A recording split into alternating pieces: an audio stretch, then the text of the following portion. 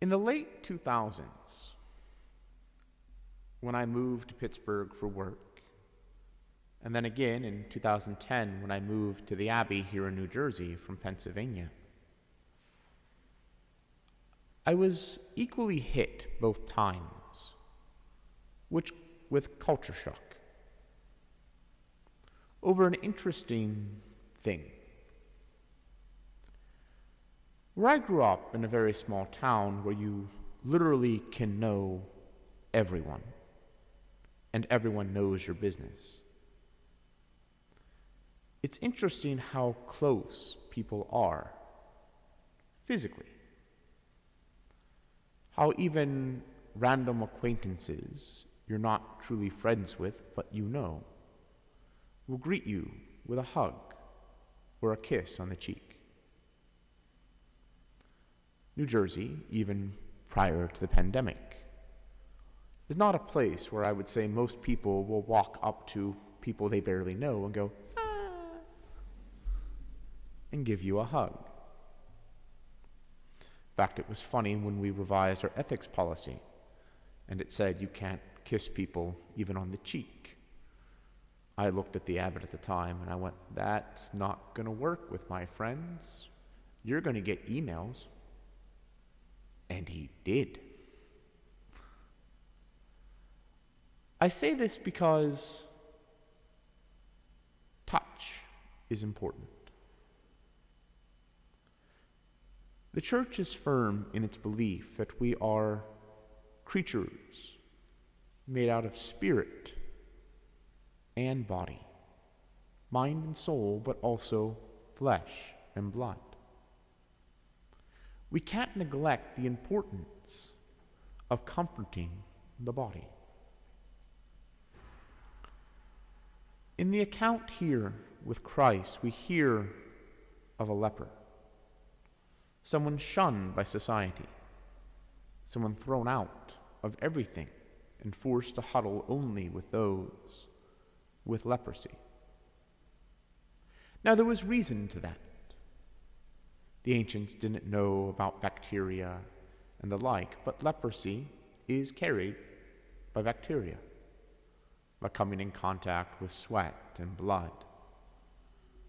The disease can spread.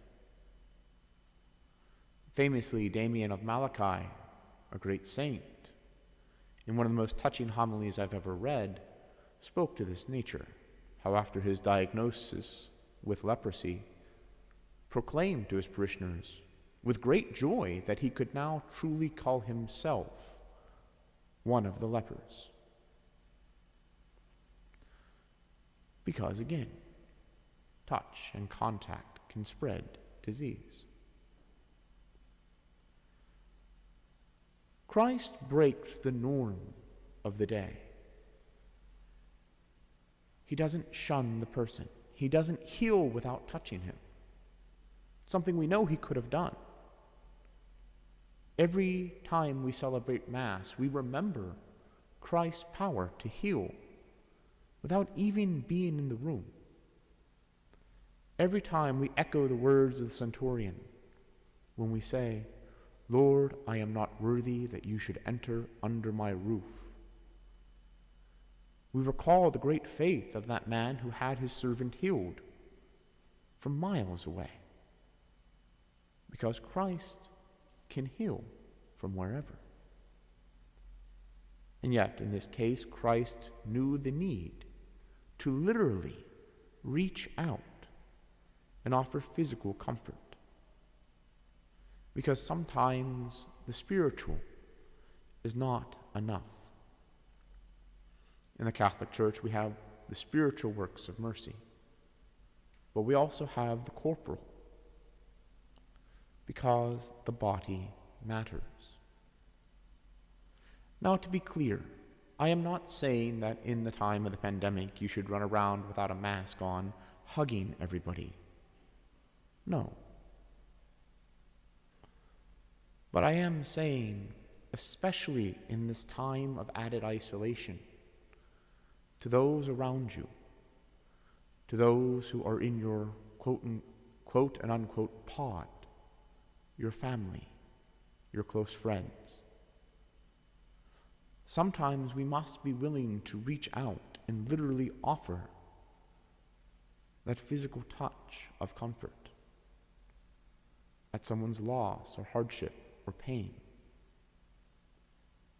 Now, hopefully, unlike Damien and Malachi, we will not be called to sacrifice our lives for the sake of that touch.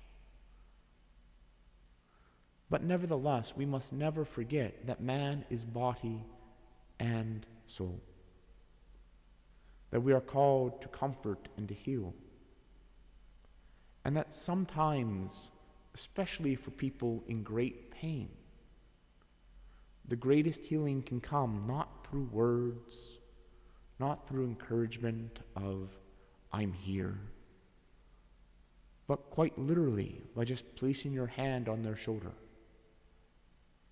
or giving them a deep hug that makes it hard for them to breathe because they are already struggling for breath in grief or pain. Again, we must respect all guidelines of law. Christ himself, after healing the leper, doesn't ignore the law. He tells the now healed person, go be declared clean by the priest. Go offer the sacrifice needed to thank God. Fulfill the law. Obey the rules of reason. As too must we, especially in this day and age. But too, I think it's of extreme importance that we not forget the importance of physical touch, the importance of not only spiritual works of mercy and of love and of prayer and support, but also corporal, physical, and body. Being close to those we love, being supportive of those in our lives, both in words, in actions, and most of all, in loving touch that can heal, that can mend, that can encourage.